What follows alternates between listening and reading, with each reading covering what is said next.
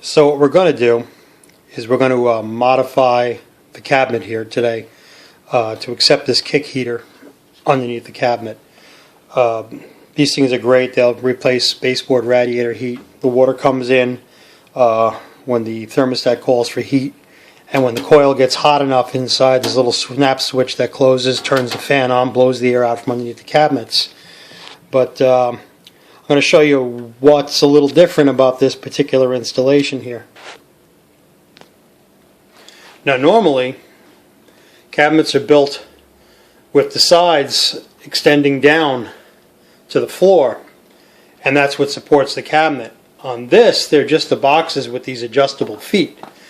Now these feet interfere with the kick heater. They'd be sitting right on top of it. So we're going to have to remove these, and we're going to build a solid kick as if it was just a conventional cabinet.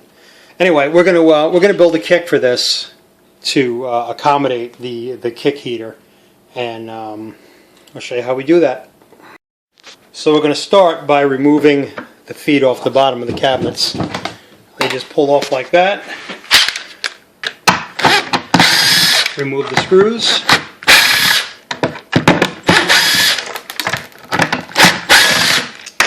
I'm going to do the same for all four. Well, a little change of plans. Rather than completely remove all the feet, I took the front two off and I relocated them from here over to the corners. I should be able to drop them in this area here and over here.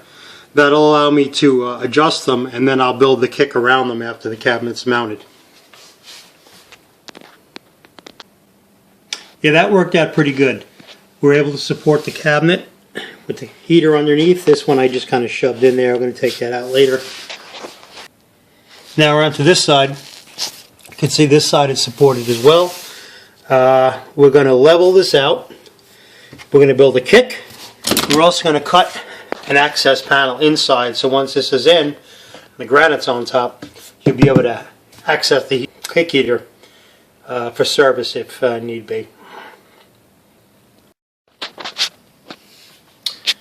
So this cabinet is 24 inches deep, as most base kitchen cabinets are. We're going to make the length of the kick, I don't know if you can see that or not, 22 inches deep. So it's only going to sit back 2 inches, which is a little less than standard, but you know, we got a kick heater underneath there, so that'll be okay. So I'm going to go take some, I have 3.5 inch kick stock, which is exactly what we're going to need more or less. I may have to shave a little off, but that'll support this cabinet just fine. And I'm going to cut them down into 22 inches. So the kick is basically going to be like that. And now what we're going to do is we're going to cut out about 3/8 of an inch all the way around here, under here about 3/8 of an inch, and then back also 3/8 of an inch off this side. Probably about maybe 2 inches off the back. And then this is going to be our access panel. Then we're going to take some strips of wood and just put them in there, and that's going to support the lid for the access panel when you put the panel back on.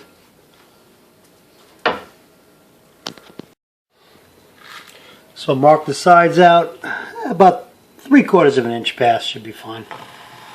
Doesn't have to be exact.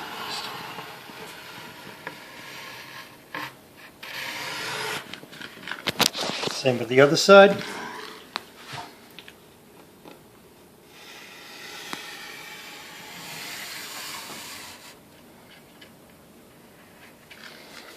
Now we'll just get the saw and cut that out.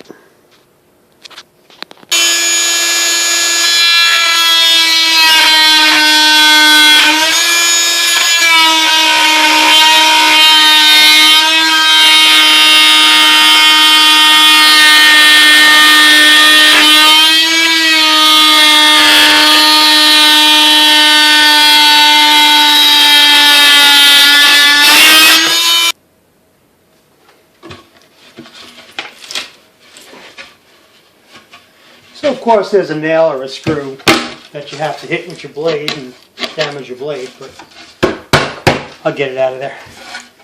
That's basically it for the access panel once I get these stupid screws out. Now what I did is I just cut it off with an old blade. It's a good idea to keep those blades if they get old,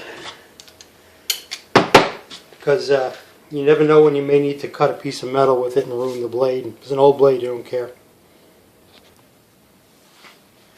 Alright, now what we're going to do, we cut some cleats.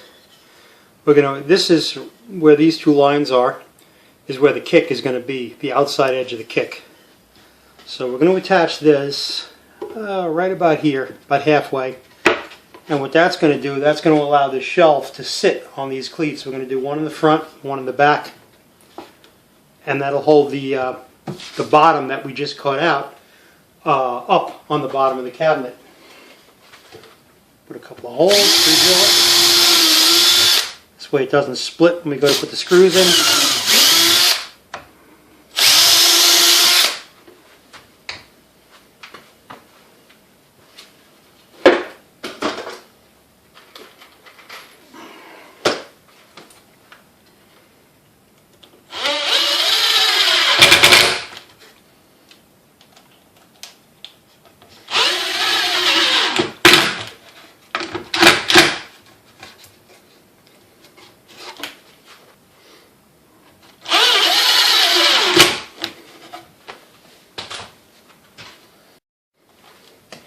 Now we cut a piece of wood for the back, for the kick, just to join these side rails together.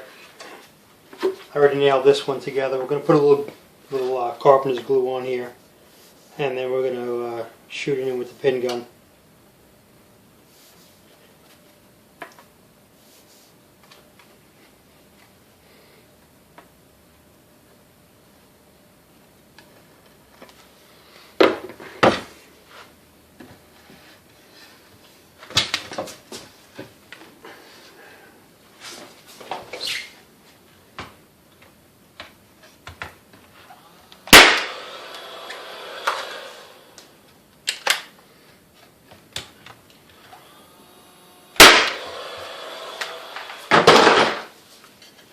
Now the front piece, it's going to sit in there like that. We're going to still have to cut out for the heater, so I'm not going to nail the front down yet.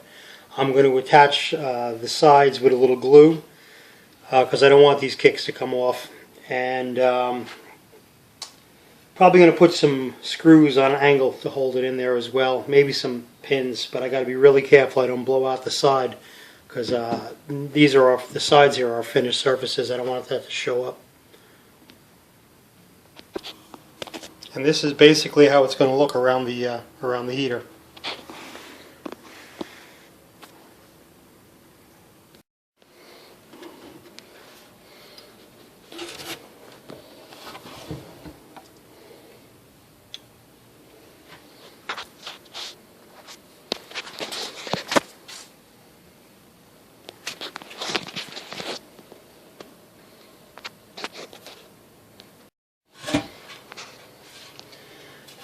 Okay, access panel drops in just like that.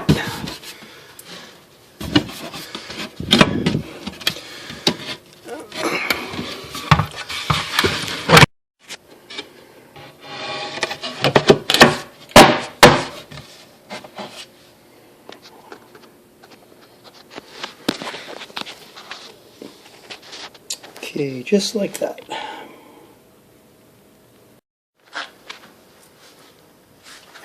Okay, all level.